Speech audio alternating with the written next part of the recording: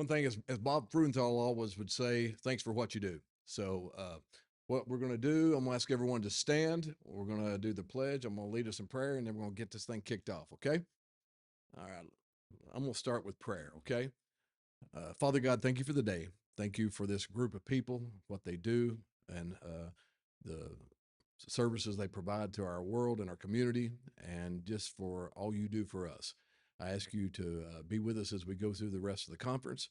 I ask you to help us to have wisdom and clarity and to always represent you well. In Christ's name I pray. Amen. All right. Attention, salute, pledge. I pledge allegiance to the flag of the United States of America and to the republic for which it stands, one nation, under God, indivisible, with liberty and justice for all. All right, y'all can be seated. I'm going to introduce our board of directors. I looked around and saw that picture. I didn't know who that was. I had hair then. So,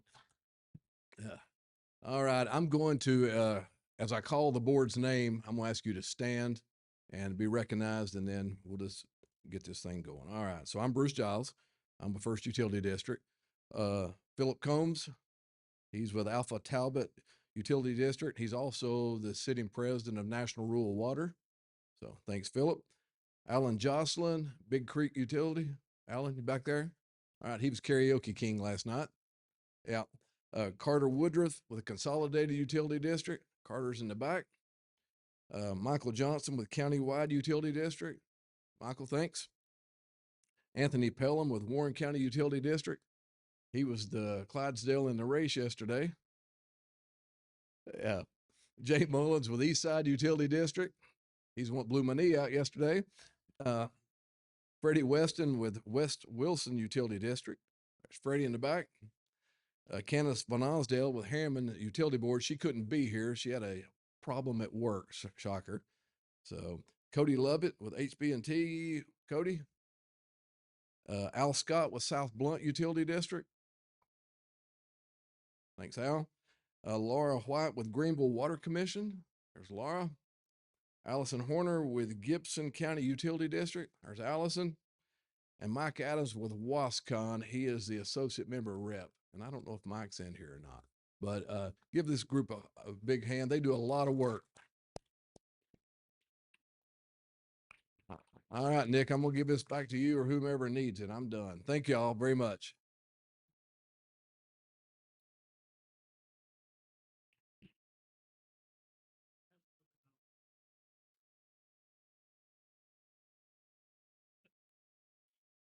Getting old, so overrated. Good morning. Let's try that. Let's try that.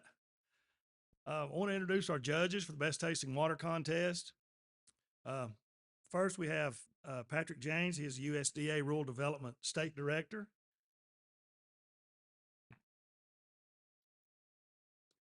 From the Comptroller's Office, Nate Fontenot.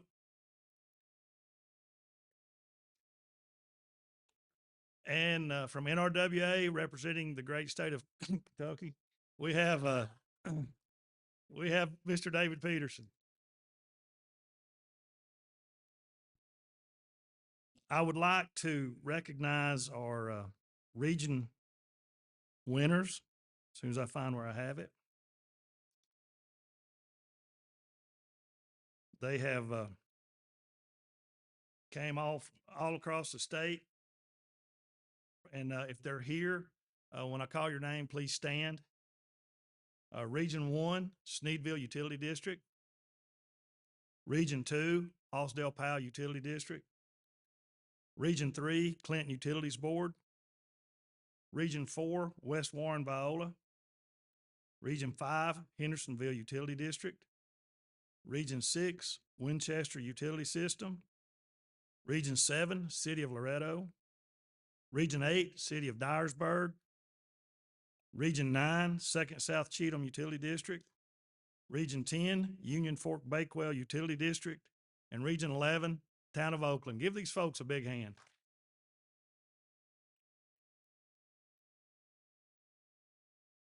Our judges have been directed in how to judge this contest, and so we'll go ahead and get it started. want to take a minute to recognize our region leaders.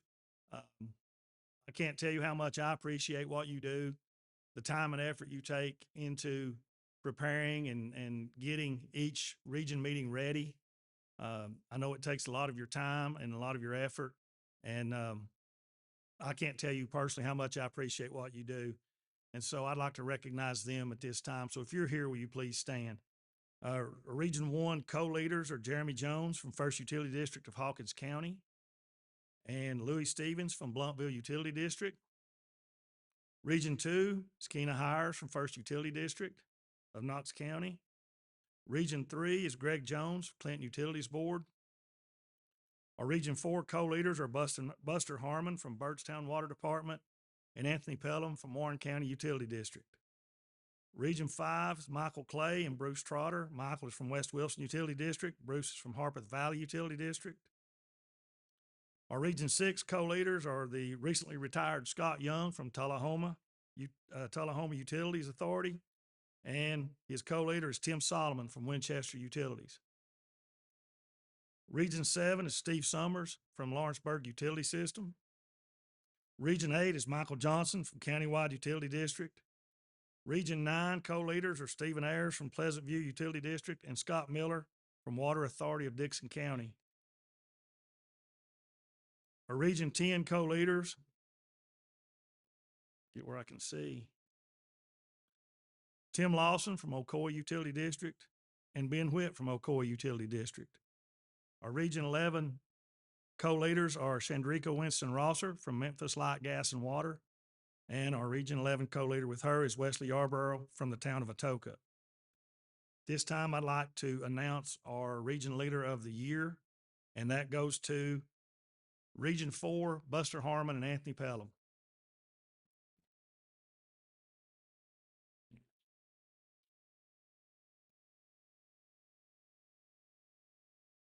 So at this time, I will turn it over to Mr. Philip Combs.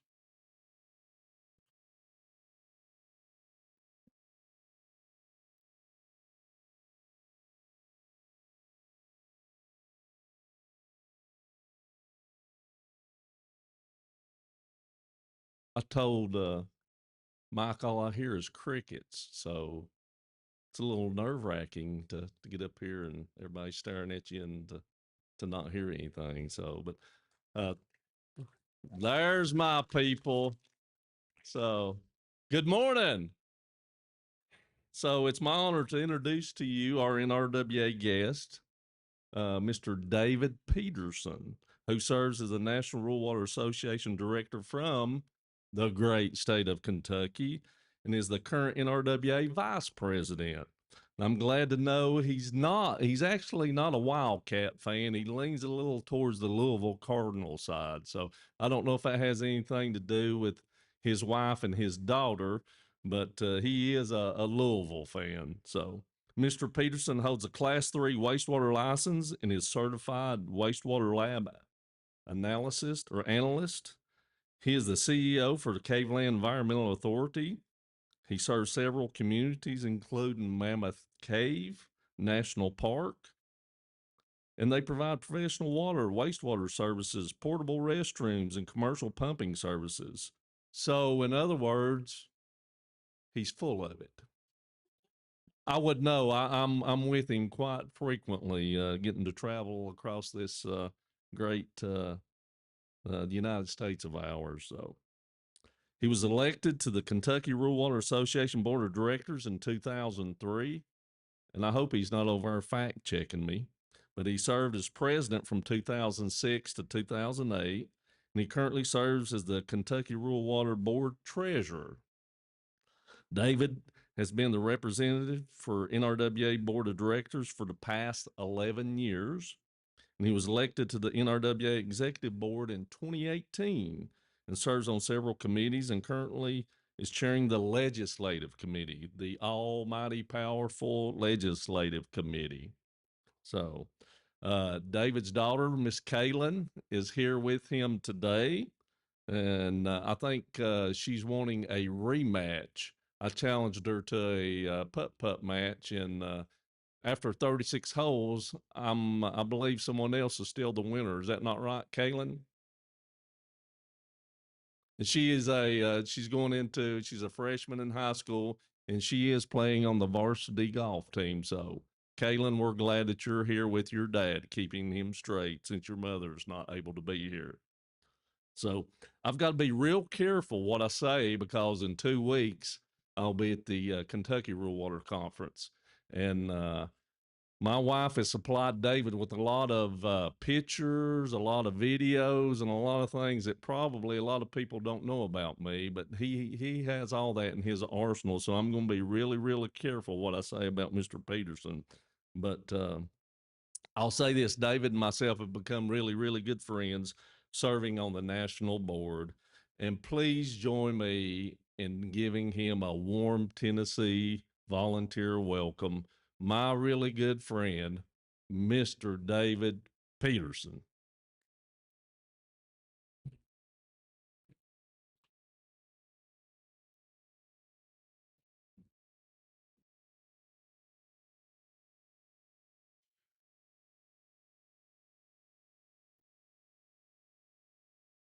It's quiet. Golly, y'all.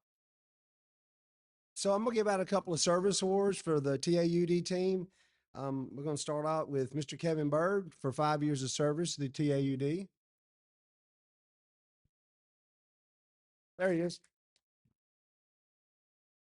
Also, Ethan Carter with 5 years of service with TAUD. He's coming around back. Ethan.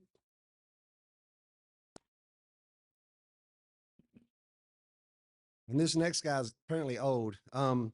So Dwayne Culpepper has 35 years at TAUD. So congratulations, Dwayne.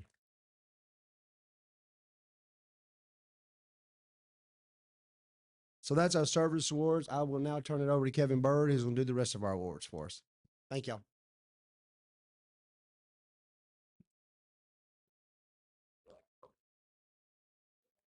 Thanks, boss. At this time, we would like to recognize the Tennessee Utility Education Corporation scholarship winners. The Sam Bruce Scholarship goes to Logan Bennett. The Henry Elrod Scholarship goes to Glendon Peden. The Harold Clark Scholarship goes to Lane Miller. And the Bob Frudenthal Scholarship goes to Jamel Mason.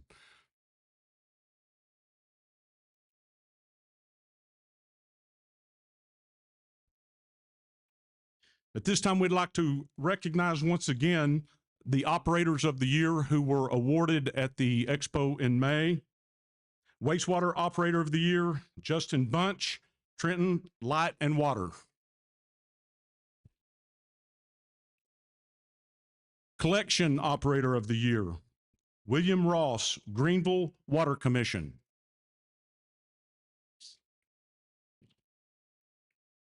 Distribution Operator of the Year, Heath Collins, McMinnville Utilities.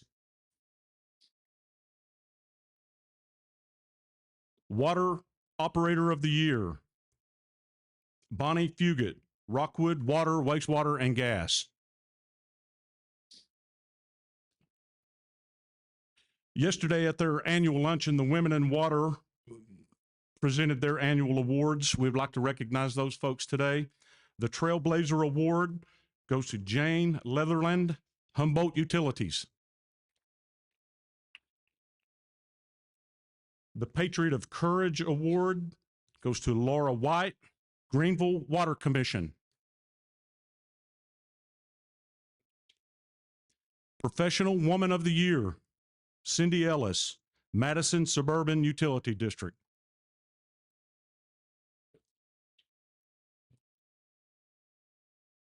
Now I'd like to present the Roger Boer Young Professional of the Year Award.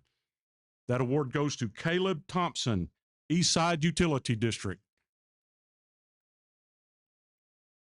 Caleb was nominated for this award by Jonathan Stratton with Jacobs Engineering. Caleb is active in Tennessee conferences, TAUD conferences, and Region 10. At EUD, he works closely with developers to ensure the community's water infrastructure is of the highest quality. Caleb is the face of lead and copper for EUD and also manages the GIS mapping system for the utility. Jonathan describes Caleb as diligent and committed. He takes initiative and has a variety of roles in the office and the field, which showcases adaptability and expertise in different environments. Caleb Thompson.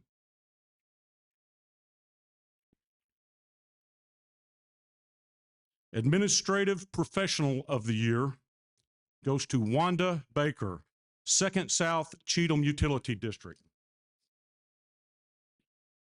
Wanda was nominated for this award by SSCUD General Manager Bill Zimmerman. Wanda has been in the utility industry with this district for 32 years. She's been incredibly supportive of TAUD Administrative Professionals Conferences and was a 2015 TAP inductee and has actively maintained her certification.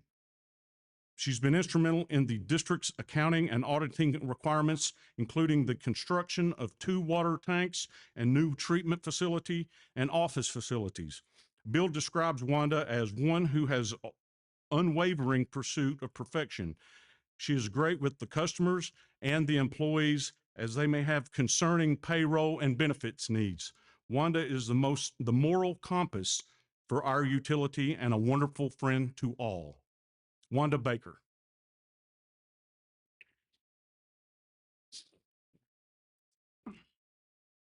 Alan Gill Leadership Award goes to Jay Mullen, Eastside Utility District. Jay was nominated for this award by Justin Holland with Jacobs Engineering. Jay has been in the utility industry for 31 years and with Eastside for 9 years. Jay is active in TAUD, serving as board of directors and head of the legislative committee, and is a valued member of the Region 10. Jay is committed to excellence in industry standards and advocates for the importance of safe, quality drinking water for his community. He's led the charge in the adherence to LCRI requirements and has over 50% of his customer base participating in smart metering, which is well above the industry standard. Justin states that Jay's navigated Eastside through major organizational transformations. He prioritizes safety, quality, fair rates, and master planning efforts. Jay is a visionary in his field. Jay Mullen.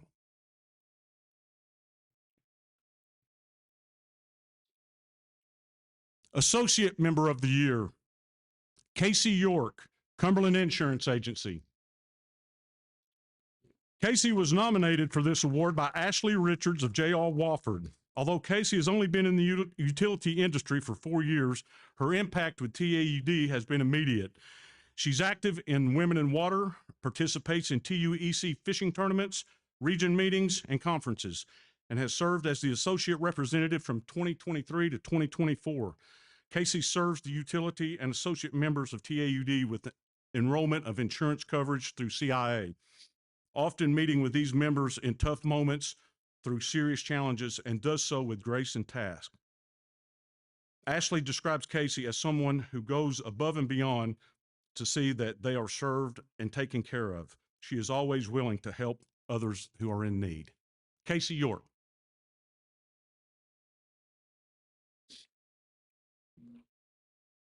Now the Associate Wall of Fame member goes to Mr. Seth Rye with Rye Engineering.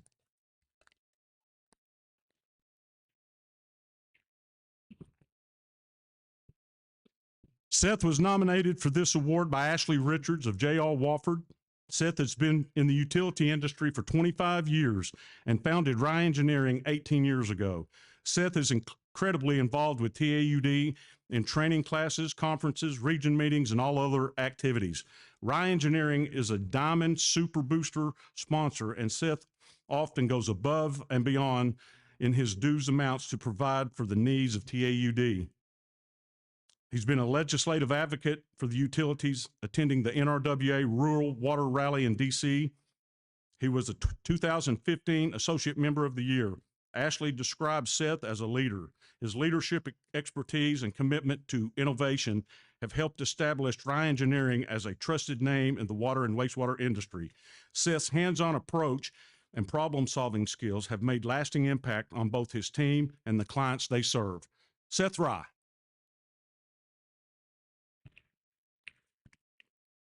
Thank you.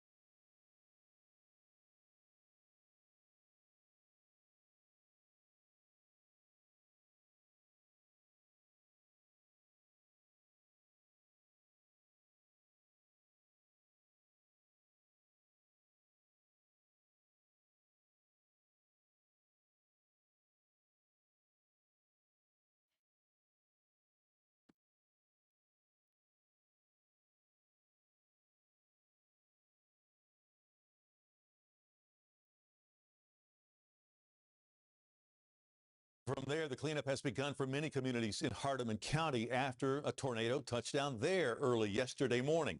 The city of Grand Junction is among the cities hit hardest during that storm. WRG's Quamitra Wilborn takes us there and breaks down what's next for that community. It's been one day since an EF3 tornado ripped through portions of West Tennessee. Here you can see tree limbs are stacked high on the sides of the road, and in the background you can even hear a generator providing power to a home. This is what rebuilding looks like in Grand Junction, Tennessee. We just began to pray. Gregory Hudson says he's still trying to grasp what he and his family experienced Thursday morning. He says they were all home when a tornado hammered their neighborhood. I could hear it, the trees being uprooted. So it sounds like you never would imagine. Thankfully, he and his family were unharmed. When he walked outside, massive trees were uprooted from the ground. Vehicles were destroyed. Houses were severely damaged, and the community was in shock. I heard some real loud screams coming from down that way. City officials say there are no reported injuries. The storm demolished multiple businesses and homes. The tornado even ripped the roof off of Grand Junction Church of Christ on Highway 57 and flipped several train cars off a railroad. If you work for the Hardeman County Sheriff's Office, you're here. Hardeman County Sheriff John Doolin says all his deputies have been working nonstop to assist where they are needed. People were trapped in their houses. Grand Junction Mayor Curtis Lane says many residents don't have power or running water. He says crews from numerous agencies have been working around the clock to get utilities up and running and assist anyone in need. Every municipality in Hardeman County has touched base with us wanting to come in and help. One thing about Hardeman County, what's so good about us is everybody works together and helps each other. The city is under a boil water notice. So for those who do have running water, city officials say, while yes, you can bathe in it, it is not safe to drink without boiling it first. They are accepting water donations right here in front of City Hall. You can see some cases have already been dropped off, and they are accepting more for those who are willing to donate. Reporting for your news leader from Grand Junction, Tennessee, Richard Wilborn, WREG News Channel 3.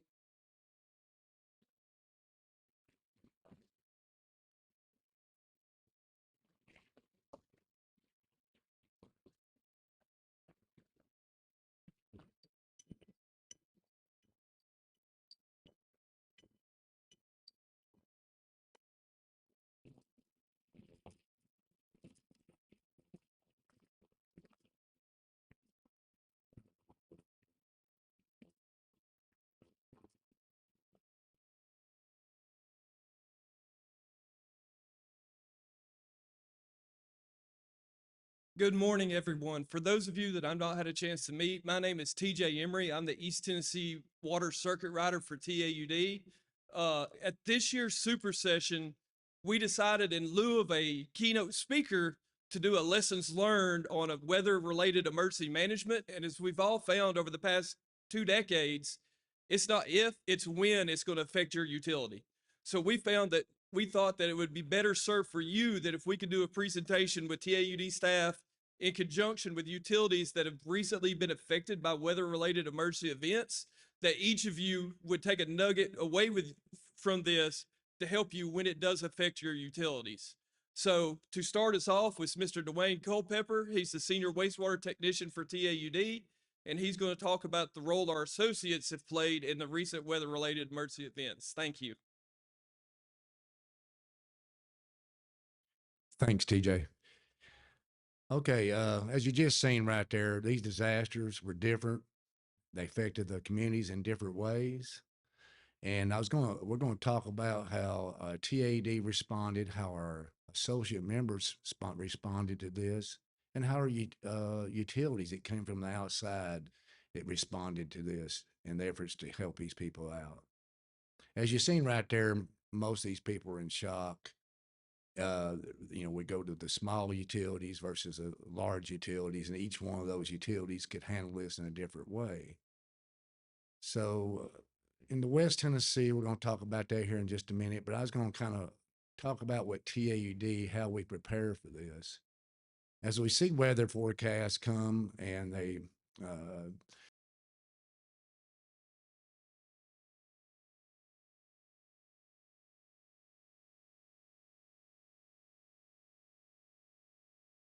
who we're going to call if they hit these certain regions.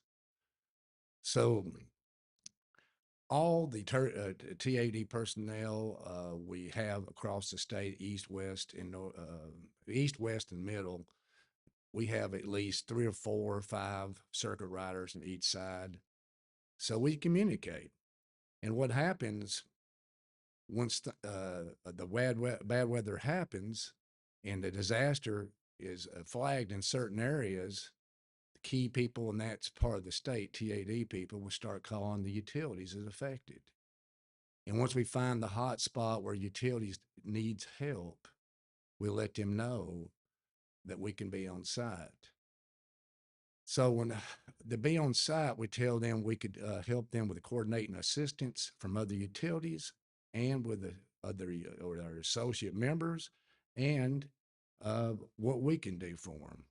Of course, TAUD, we're limited what we can do about equipment and stuff, but we have our membership and we rely heavily on our membership. And we're talking about utilities and associate members to come in to help these people. So when we get that call, we get a clearance from the local EMA to come on in there, and it's coordinated. And the local EMAs in different regions of states are different. So in these small communities, it may be a smaller group of people. In the large communities, it may be a larger group of people on the government side, on the EMA, TEMA. So once we locate these hot spots, key people go in there to do assessment first, to key people with TAUD.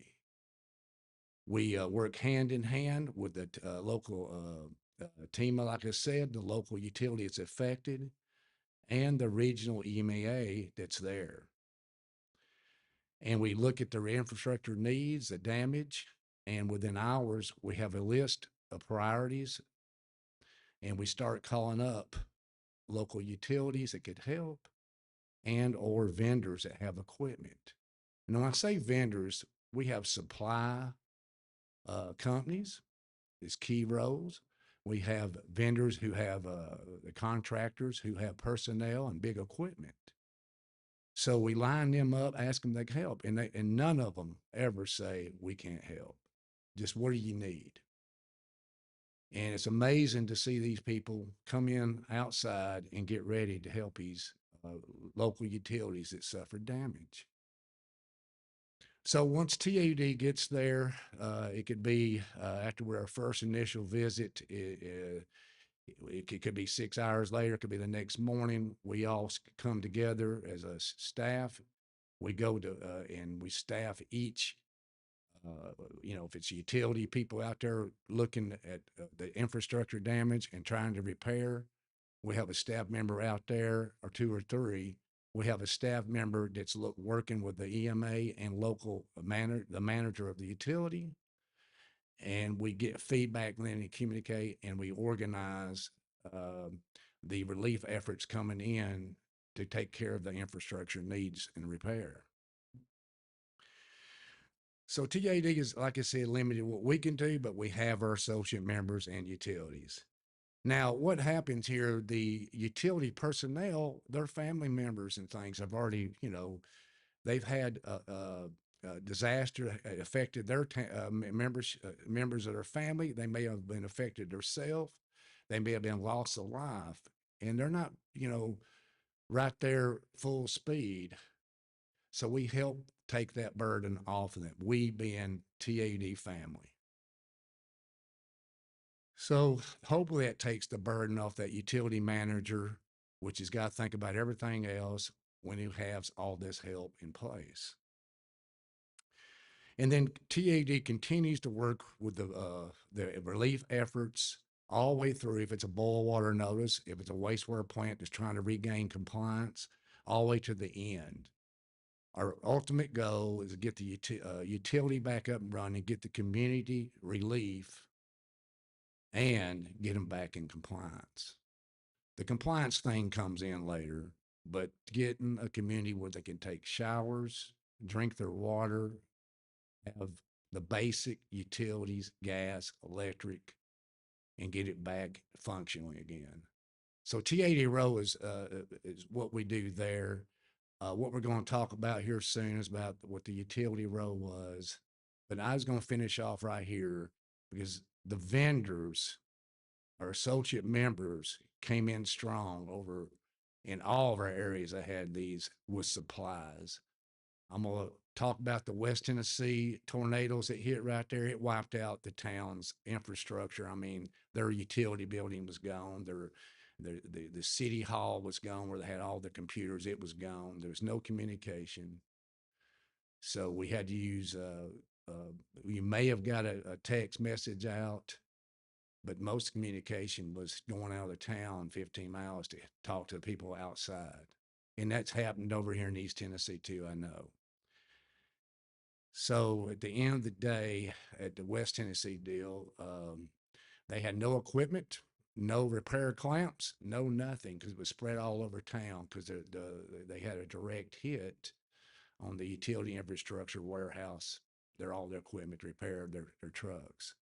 So our vendors came in. We had vendors come in with the repair pipe, clamps within 3 hours.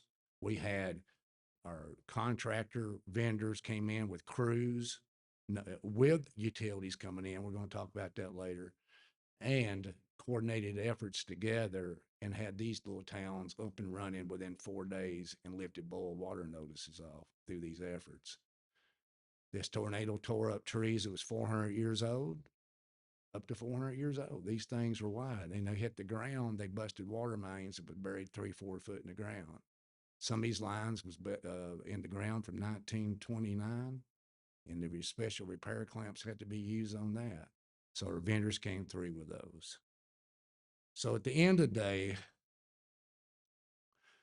our goal was get comfort back to these communities. And I wanted to thank all of our associate members for making our everyday jobs easier and being there for our utilities when these time of needs. So with that right there, we're going to have TJ is going to talk about his experiences in the East Tennessee, and we're going to have the utilities come up here and talk about theirs and what we gained and what we learned. So, okay, TJ.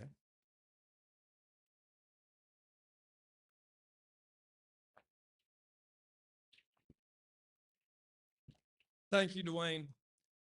When Hurricane Helene hit and we showed up that first Saturday in Greene County, I have never personally seen such widespread destruction in all my life.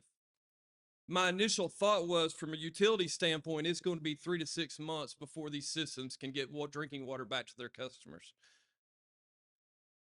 Within 2 weeks, every water system that lost service to their customers had it restored.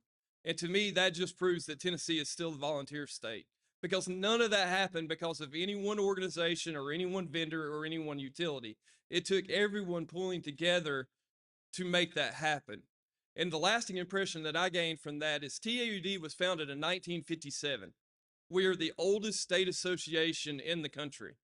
The relationships and the trust built between TAUD, our vendors, and our utilities is what allowed everybody to work so cohesively and together to make all these repairs happen so quickly for our customers. And without you guys, we could not have functioned. So from that standpoint, the biggest takeaway that I had as a member of TAUD staff was relationships and trust matter. Your relationships with your neighboring utilities, with your vendors, with TAUD staff, that's what makes this whole thing go. And to that, I'm going to echo what Mr. Bruce Giles says. Thank you for all you do, because without you and your Tyler's effort and hard work, none of this happens.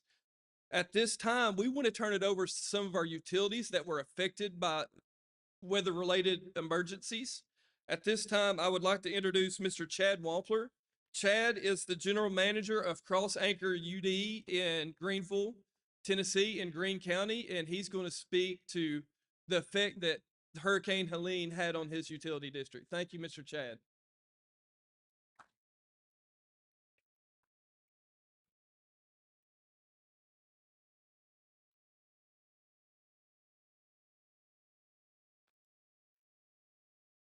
Thank you, TJ. If anybody knows me, this is not my cup of tea to talk in front of everybody. So I'm going to try to do my best. On Friday afternoon, we get a phone call from a neighboring utility that they are losing river crossings. My utility has no crossings whatsoever with the river, so technically we're fine. So we start pulling all of our resources and moving to the Chucky utility to help them. By roughly Friday afternoon, 6 o'clock, they have lost 3 river crossings. The bridges are gone. The one bridge here is still standing, but the pipe through the river is no longer. So we're valving off, getting everything taken care of. Then Saturday morning hits, we've lost everything. Utilities all across the county starts losing water. So we go into not hardly panic mode, but shutting stuff down, pump stations, tanks, anything we can to maintain just a little bit of service. Freddie Wilson from West Wilson, he showed up Saturday morning. First time I ever met the man. Great fella. He just, what you need? Let's get this going. Greenville, with everything that took place with Laura and their district, all your planning, all your SOPs, everything you've got in the book that you are supposed to be doing when something like this happens, you can't have enough of it. You're in a system that has never been empty of water since it was formed. Our district was formed in the late 60s. It's never been a spread everything out. By Sunday, roughly about 2 o'clock, we was dry. The whole system, 200 and some miles of pipe, 3,500 customers, nobody has water. So we contact a neighboring utility, Kingsport, do an emergency hookup by midnight Sunday night with the help of supplies coming in from Consolidated. We've got a third of our district back up and running. So now we're looking at what do we do for the long haul? When is everybody going to have water? You get phone calls. My neighbor has water. Why don't I have water? It's just where the valves are shut off. Your PR is very important. That's one thing that we failed as my utility, is not keeping the information out that I felt like should have been done. We have a total of 10 employees for 200 miles of pipe, 3,500 customers. I don't have enough. That's where your local radio stations come in handy.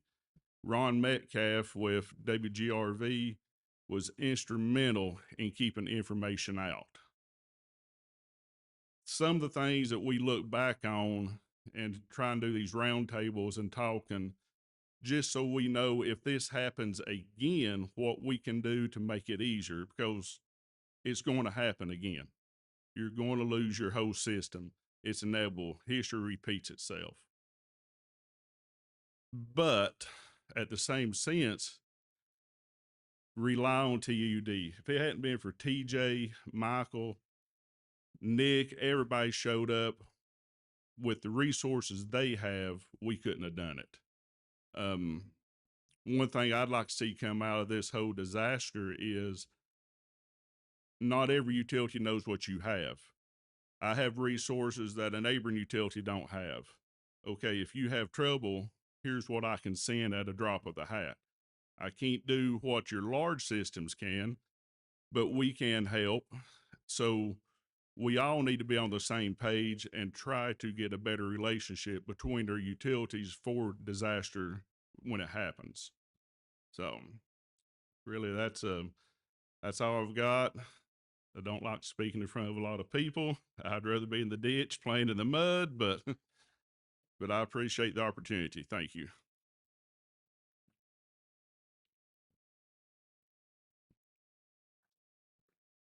Chad, thank you so much for sharing your experiences. At this time, I would like to welcome Miss Laura White, Superintendent of Greenville Water Commission.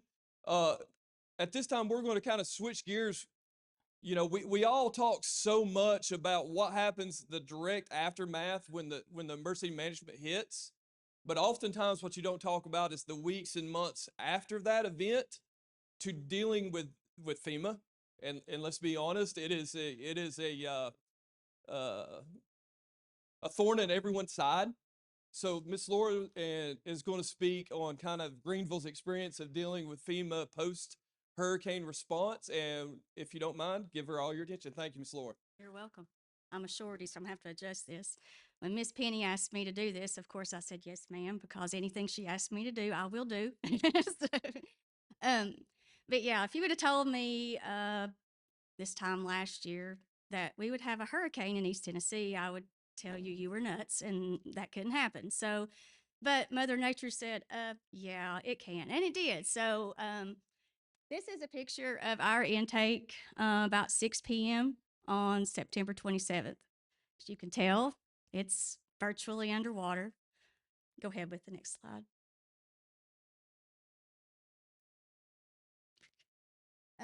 This is earlier in the day, so you can tell we have a road, we have a building, but if you keep on, it keeps rising and rising until it is totally submerged. Our road's gone, and by probably 6:30 that night, the whole building was submerged. It's a 40-foot tall structure. It was underwater 8 feet above the 40-foot building. So hopefully this, as Chad said, it could happen again, but if it does, I'm going to be retired or die because I'm not doing this again. Go ahead. This just shows some of the debris that was built up outside of our building. You can't imagine it. It looked like the surface of the moon. Where we are located on the Nolichucky, we have a lot of sand. Jonesboro's just right up the road from us, but they have a lot of rocks. So even though it's the same river, in Greene County, you have a lot of sand to deal with. Inside of our structure, you can imagine, since the water was 8 feet over the top of it, everything in it virtually gone. We had holes on each side of the structure. We had an entire round bale of hay in the top of the structure, a tree on top, 4 feet of mud upstairs, all of our controls gone. I remember where our intake is, it's in a neighborhood called River Plantation. You could tell our road was gone, so I was standing up above on the road, above where our intake is, and I saw the water rising, and I saw our transformer break and float down the river. And that's when I just sat down and cried because there was really nothing else. It's like a train wreck. You see it happening, but there's nothing you can do to stop it because you guys know water's going to go where water wants to go. This is a picture of the mud. Like I said, it was 4 feet tall, 4 feet of it in the top of our building. How many of you have a gloom and doom duo that work with you all? Anybody in utilities? You have those couple employees that come to you and say, well, what if? Well, what if this happens, if this happens? Well, fortunately, I have a gloom and doom that work with me. And our previous manager at the water treatment plant had, and his assistant, who is now our acting chief operator at the plant, came up with a contingency plan. What if our whole entire intake is destroyed? We did a upgrade back in 2014, and during that upgrade, they came to me and it was like, oh gosh, here comes the gloom and doom. But they, luckily, you've got to have those people. You've got to have those, well, what ifs. And they had the foresight to have a contingency plan put in place. And I used to work for TDEC, so I know that emergency planning, check that box, just emergency plan, check. You will not realize how important those things are until you go through something like this. We have xylem pumps in our facility, so with that contingency plan, David Ricker, who was the previous chief, and Darren Woolsey, who are the acting chief, they decided to get a contract with Xylem so that they could get those pumps there to us, emergency pumps, diesel pumps there, within 2 to 3 days. They also had the foresight when we did this expansion. We have a 20-inch line and a 24-inch line that are at the river. They put in emergency valves. 2014, they did this. So it saved us so much time. If you look back, we would have been out of water for who knows how long because you'd have to get in there. We had to build a road. We had to be able to get in there. We had to kind of, they were a little bit buried deeper than they were supposed to be at this point, but at least we did have, those valves there that we could go ahead and tap onto, and we were ready to go. Like I said, emergency plans are a necessary thing, so get those out and look at them. And I urge you, like if you have a new employee, have them look at that and say, how would you do this? Or does this make sense? I think that's the best time to look at those if you have somebody new coming in, a fresh set of eyes. And if you need to upgrade anything, do it then. So on Monday, September 30th, Xylem delivered our pumps. We realized that the pumps that they first delivered were not quite big enough. Like Chad was saying, we serve the town of Greenville, which we have about 10,500 customers, but we also serve 5 utility districts. So altogether, we have 77,000 customers. So I'm that person in the EOC who's hiding like, how much longer are we going to have water? How much, I get these questions and I don't know because this has never happened before, but fortunately, like I said, we had the employees before me that had that foresight to operate and exercise those emergency plans. We got 4 larger pumps in because we realized that the 2 smaller ones were not going to cut it.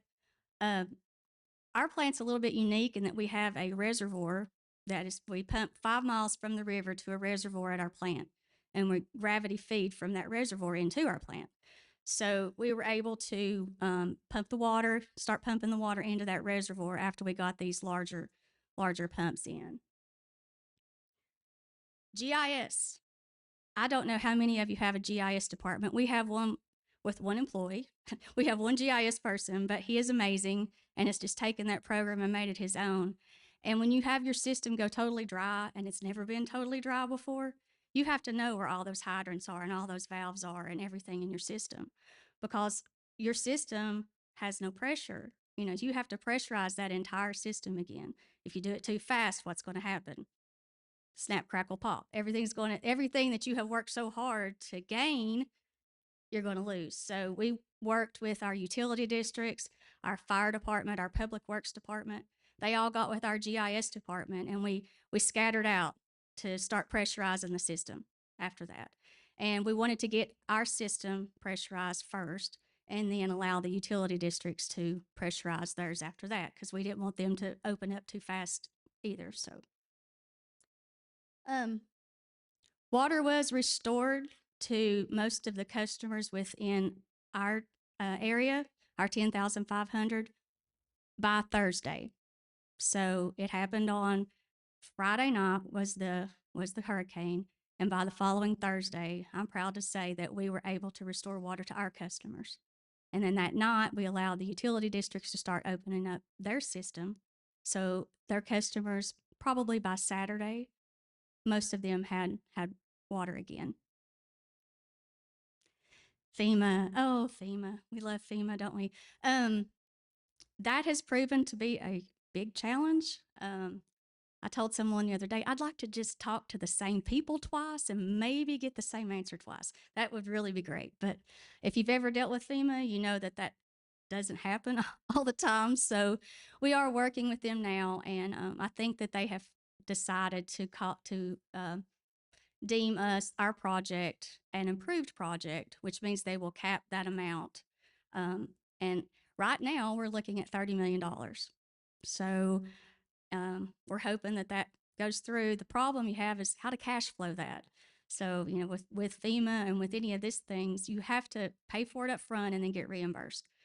We were fortunate through Greene County to obtain the HEAL money through I think it is part of the state's plans, but we were able to obtain this HEAL money, and we got $14 million of the HEAL money, which you have to repay within 10 years. It's interest-free for 10 years, which has been a lifesaver for us because we're at about 5 to 6 million out right now that we have had to cash flow.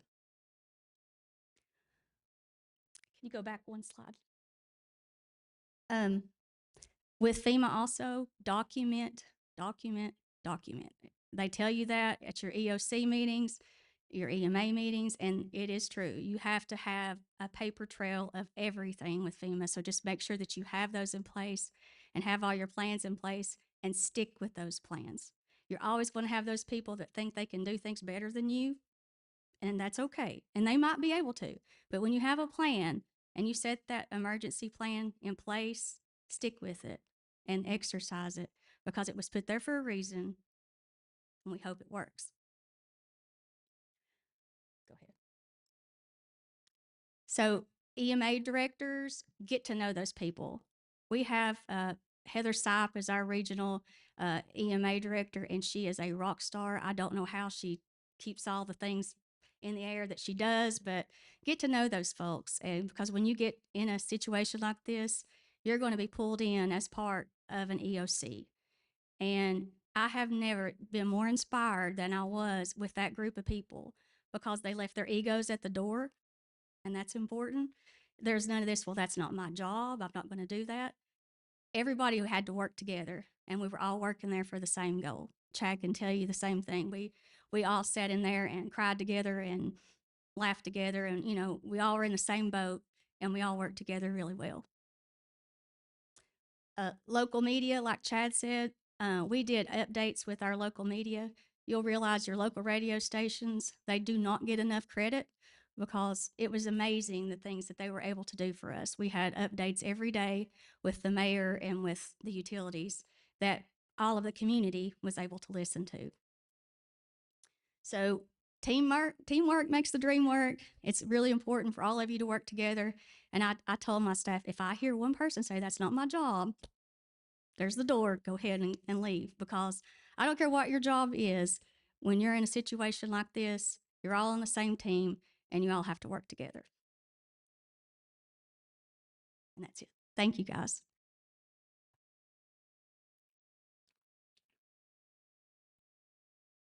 Miss Laura, thank you.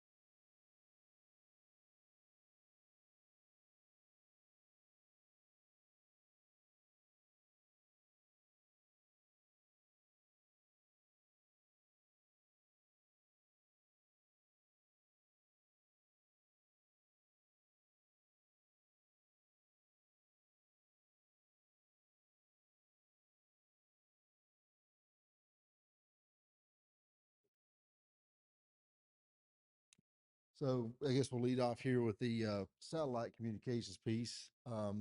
So just kind of a brief overview. Of course, no one can prepare you from a stream when a stream that's normally 200 feet wide running for your community goes to a mile wide. Takes out. We lost 2 lift stations, about 5,500 feet of water main, 4,500 feet of sewer main, a booster station, the crossing over the Nollachucky, and the wastewater treatment plant, all for various lengths of time. So there's a lot of chaos that ensues, as you can imagine, plus from the photos you've seen here in the presentations before. But we'd let some folks go early that day because we were getting reports of roads being washed out and families being impacted. So actually, we were down to a skeleton crew by the time we started losing the line over the river. Got accounts, the booster station was going out and the water was going into the wastewater plant. And so, and most of them live on the south side of the county. Well, the cell service has been knocked out by the hurricane. So we actually couldn't call them back. We couldn't get in touch with them at all until Monday, the following Monday. So that was obviously a problem. And then monitoring the system, going from the north side of the county to the south side of the county was a problem because literally someone would have to run up, check the level in the tank, run back down into town to report, hey, this is what we got. So as we restored service, there was no cell service and radios. It was too long a distance, even when we relayed.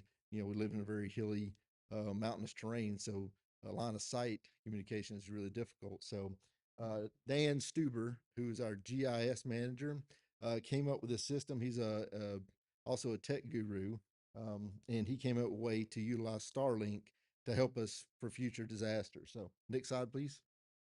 So this is a layout of the county. North side of the county, top of the page, south side of the county, the bottom page here. And he's kind of highlighted areas here where we completely lost cell service, which was pretty much the entire south side of the county. So what that meant is the field crews could not utilize their GIS maps. We couldn't communicate to the field crews in the field. And that heavily affected the electric line crews because they were actually getting airlifted over to Little Germany, Bumpus Cove areas back and forth because there was no road across the river. So next slide, please. So Dan came up with a way to mount Starlink satellites on our service vehicles so that we could at least log into our maps, fill out service orders, complete work orders, log damages, etc. Again, we didn't have this to the tail end. I'm going to kind of reiterate that. This is something we've a lesson learned we've come up with after the fact. So next slide, please. So Starlink, the issue about Starlink is it works from anywhere you're at on the ground, right? It doesn't have to be connected to the backbone, which is an issue with like a mobile cell tower or any other device. So it allows you to create a micro network around your service vehicle so that you're within 400 feet of that vehicle, you can get information out or take calls into you. So no matter where the problem is, your communication moves with you. Next slide, please. So just a little illustration of how they can literally just get in the truck and flip it on. And by the time they get where they're going, their phones are already set up so that the maps and their internet will go ahead and log into that. So by the time they get where they're at, they can be watching their maps while they're driving and communicate when they get to the site. Next slide, please. So, there's some little pointers here, basically caveats. It takes a little time to start up. Tree coverage, if you're in dense coverage, your distance between the sooner you can get to your vehicle is going to be limited. You're going to pay for data usage, so you want to tell your crews if you got on board for a minute, don't start watching YouTube videos because they'll start racking up a bill. And obviously you have to keep up with your iPads and your software. So basically, Dan has some recommendations. Start it up when you get in the car. Where you're going, monitor when you're getting too far away from the vehicle, so you make sure you keep a signal, keep an eye on your data, and keep up with your devices. So that's kind of like the little primer. And so I'm not the person who came up with this. And so I told Dan, if you guys want to get in touch with me, Dan would happily relay this information, how you set it up so other people can use it. So, but we've already got this deployed and we'll use it for future events. Just in case, because we have had the 2 freezes, and then the Bumpus Cove area and a couple other areas in the county, there is no self-service already. So it's a challenge we face just during normal operations. So this will overcome that as well. So that's it for that one.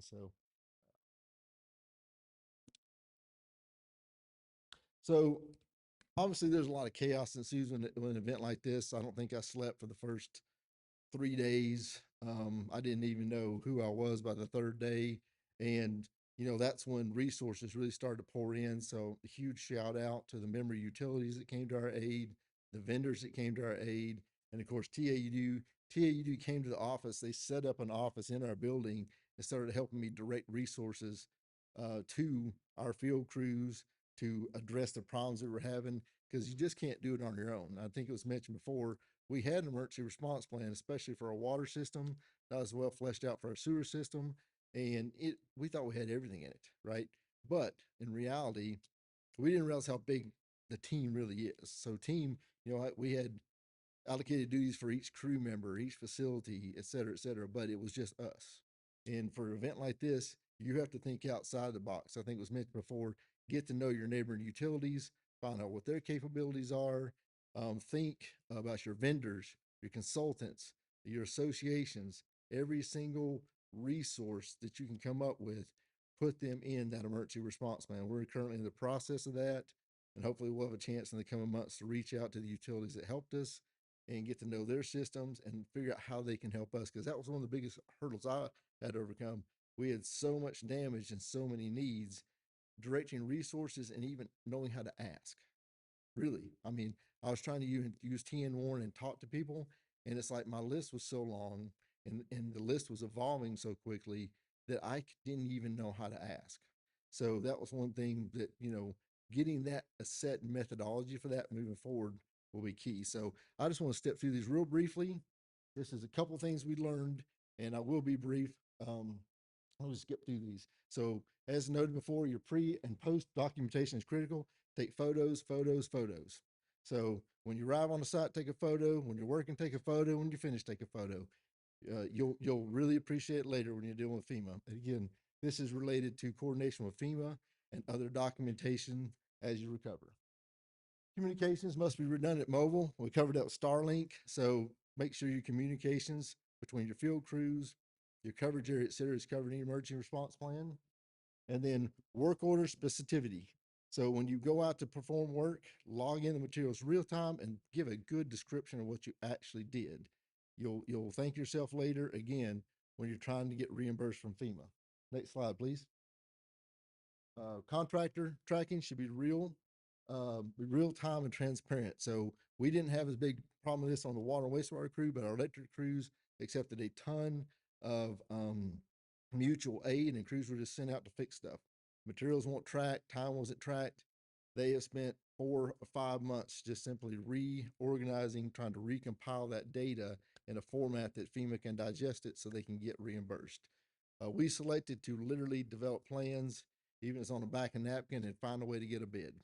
And by having competitive bids, we used that like we were doing bids in 24 to 48 hours and getting contractors to come out and help us. So that was the methodology we used, just because we knew we had a competitive bid. Whatever we came up with, it was somewhat agree with, and that's kind of borne out so far.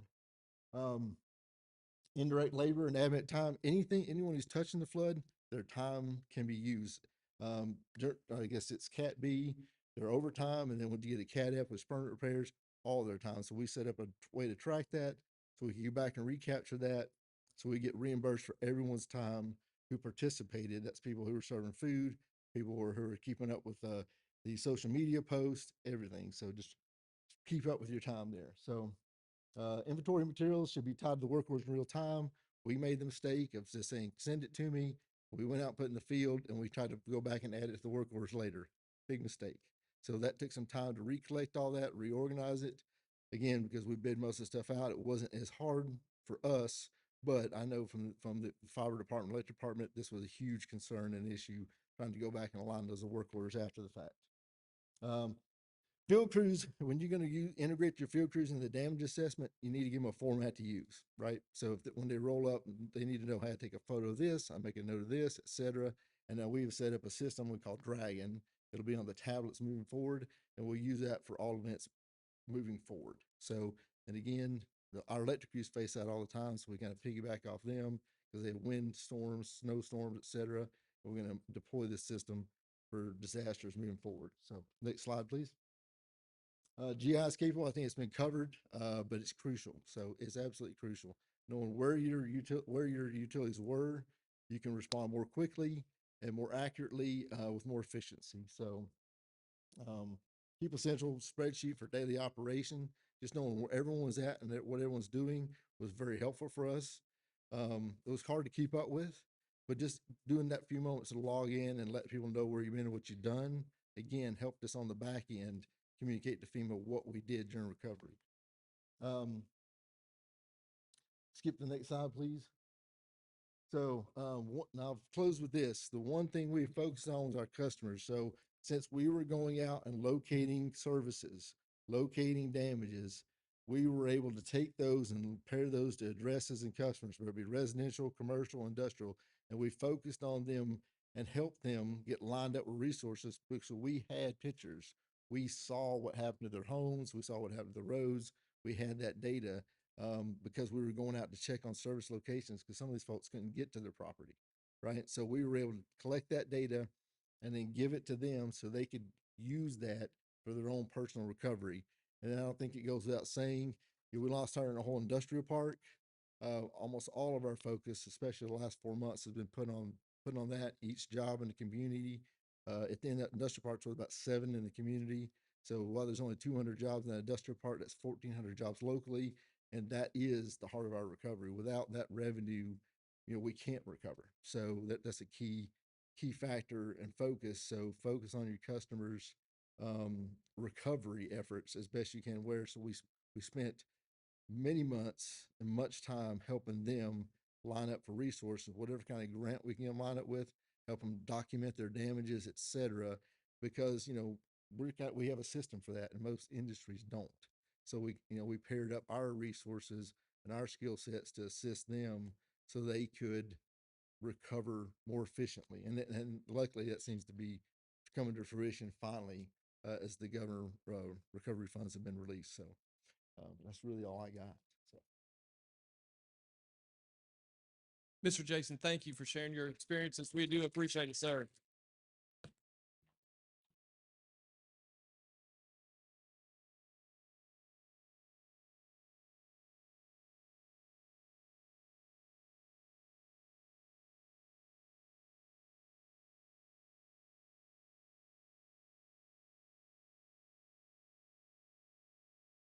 A record-breaking Category 4 hurricane made landfall and caused catastrophic flooding throughout Florida, Georgia, the Carolinas, and East Tennessee.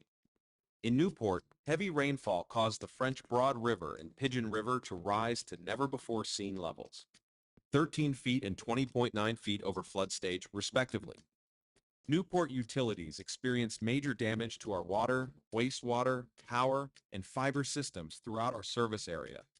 Downed power lines became inaccessible through rushing floodwaters and crumbling roads. Flash floods tore through our system and overtook the raw water intake station, which was then unable to pump water from the river to the water treatment plant. Also, line breaks between the water treatment plant and various storage tanks throughout our service area caused all customers on our system to operate on existing water storage. Water conservation and boil water alerts were issued to keep water usage to a minimum and meet Tennessee Department of Environment and Conservation regulations. The clock was ticking before water storage ran out and customers were left without water. Our crews were forced to wait for floodwaters to recede before crucial repairs could be made to many of our systems. The largest undertaking, the raw water intake system, contains 4 pumps which were submerged in water. Crews waited for the water levels to recede enough to gain access to the pump station, then removed excess water, silt, mud, and debris from the machinery to begin making repairs. Once pumps were restored to working order, water was able to be pumped from the French Broad River up to NU's water treatment plant, which experienced very little damage due to its elevation from the river. The water was treated through our filtration systems and sent out over swiftly repaired lines to pressure zones throughout our service territory.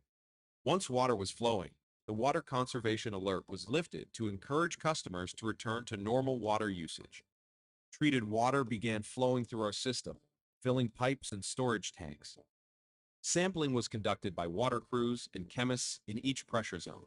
As treated water reached those closest to our water treatment center in the city of Newport, lab tests in this area confirmed industry standard quality, so the boil water alert was able to be lifted on October 4th.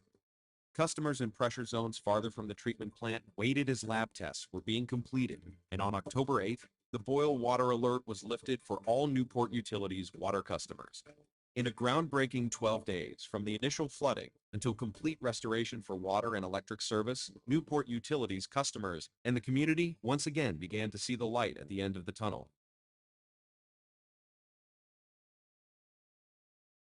At this time, I'd like to welcome Mr. David Gillum. Mr. David Gillum is the Water and Wastewater System Engineers for Newport Utilities. Mr. David, thank you, sir.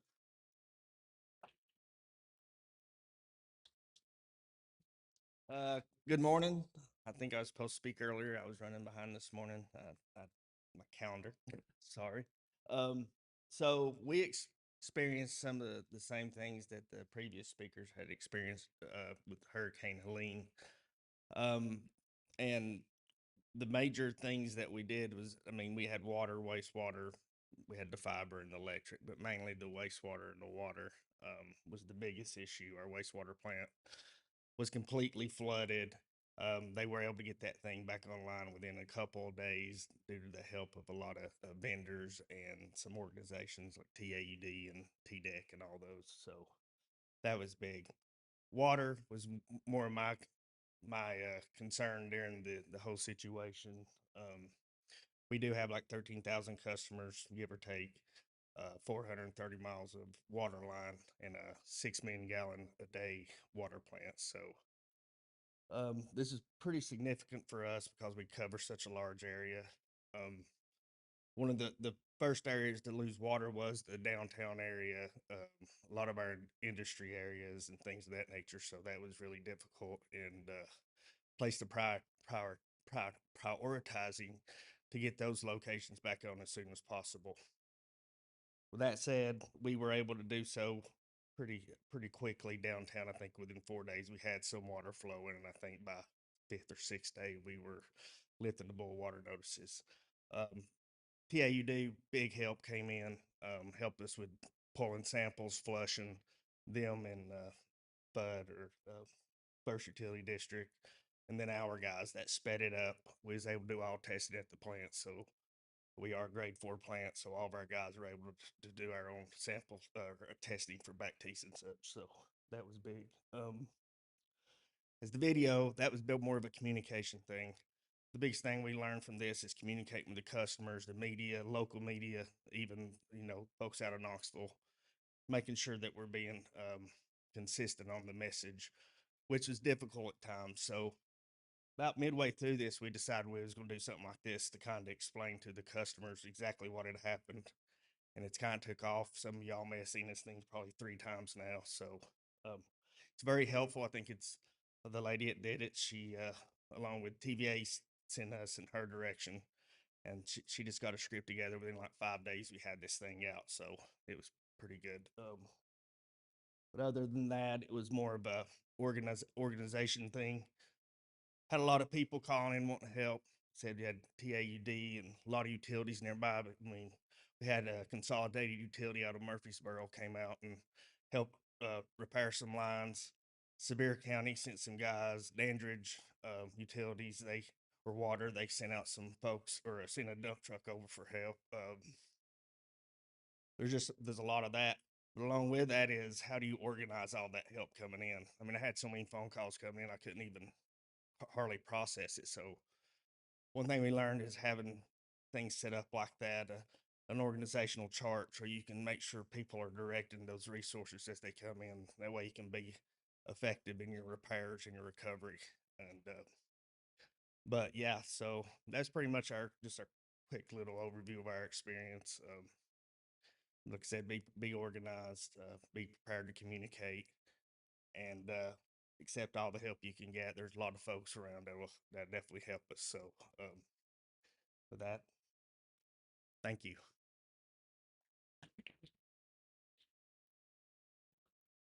Mr. David, thank you so much. We do appreciate that. At this time,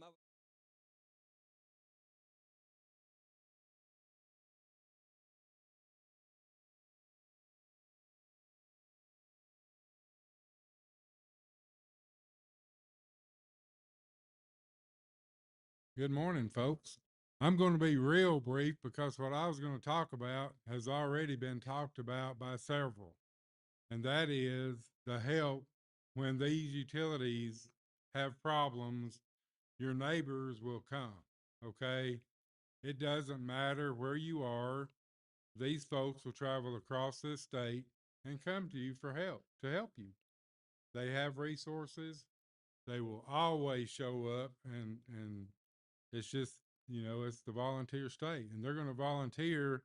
We've heard it mentioned already from the previous speakers just now that, you know, they get called when the people that have the disaster get calls, inundated with calls, like Mr. David just said, and try to figure out what to do with them, because this stuff, as you all know, it happens so fast when it happens. If it's a tornado, that's an immediate thing.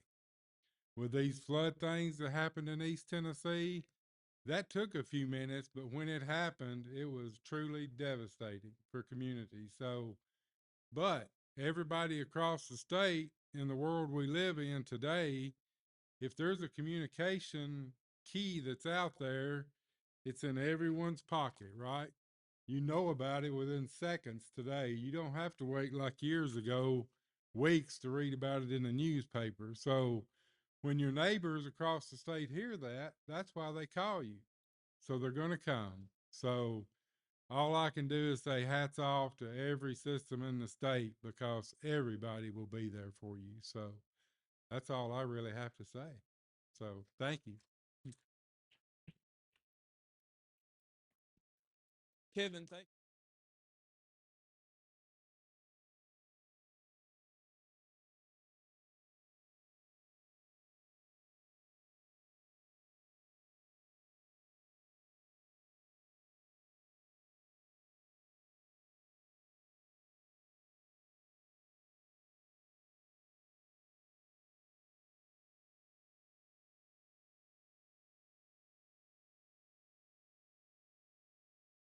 And I don't understand how he's convinced me to do this twice in one day.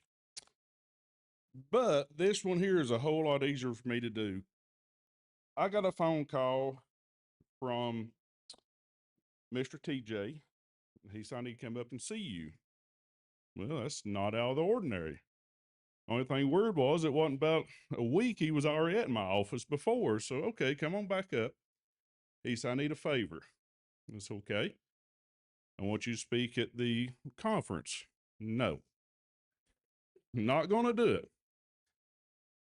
And with a little bit of persuasion, I told him I would try. And he said, I got a second favor. I said, you're pushing it. He said, I need you to give a award out. I said, okay. He said, I want you to present an award to a fellow manager in this state. If anything has come out of this disaster, it's friendship. I met a man on Saturday morning sitting at a table in Chuckey Utility District. I had no clue who this feller was. I walk into the district, neighboring district, known this manager at the utility for quite a while. He wasn't in there, and I'm sort of pushy. We got work to do. Let's get after it. Let's go get done what we need to do. We'll take care of it. I turn around and walk out. This gentleman looks, and he said, that's who we need to be talking to. He walks outside and introduces himself to me. He said, I'm Freddie Weston from West Wilson Utility. Okay. He said, tell us what you need. Point us in the direction. So I did. And in lieu of about 12 hours, I got to know this man very well, because we spent 3.5 hours stranded on top of the mountain together. That night, him and his whole crew, I give him my son's house. He was staying with his girlfriend because they had running water. So I said, come on, I'll put you up in a house. So long story short, I have been asked to give this award out to Mr. Freddie. It is in special recognition of our compassion, generosity, and steadfast in helping your fellow utilities in time of need. And they told me it's a Helping Hands Award. So, Freddie, you care to come up here and don't kill me.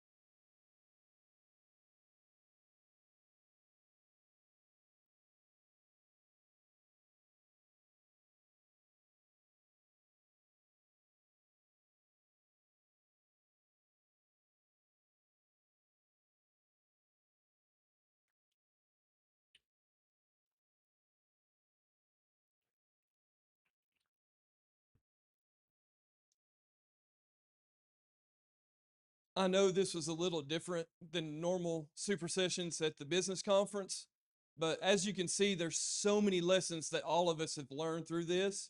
And like I said at the very beginning, it's not if, it's when it affects you and your utility. So hopefully you took some type of nugget that you can go back to your utility and help prepare for when it does affect you. At this time, I thank you for that, and I'm going to turn it over to Mr. Mike Big Bear Keaton to announce our best tasting water winner. Thank you.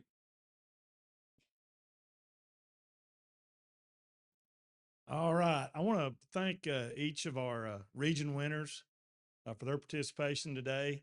After a tie-breaking round, I'm pleased to announce that the winner and representing Tennessee at National Rural Water Rally in February from Region 6, Winchester Utility System. If the folks from Winchester will come over here, we'll get your picture and get your award. Thank you.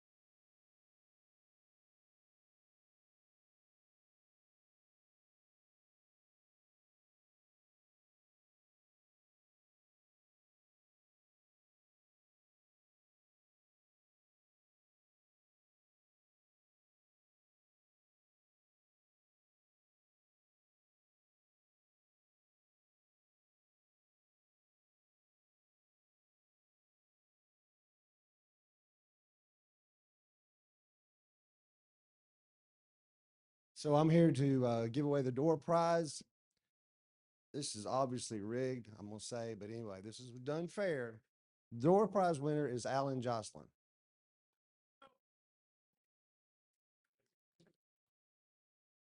Is he here?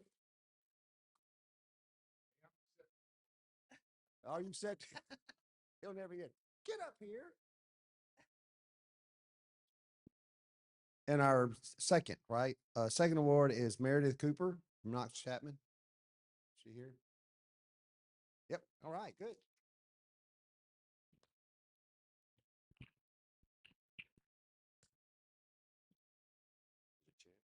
I don't know what it is. Congratulations.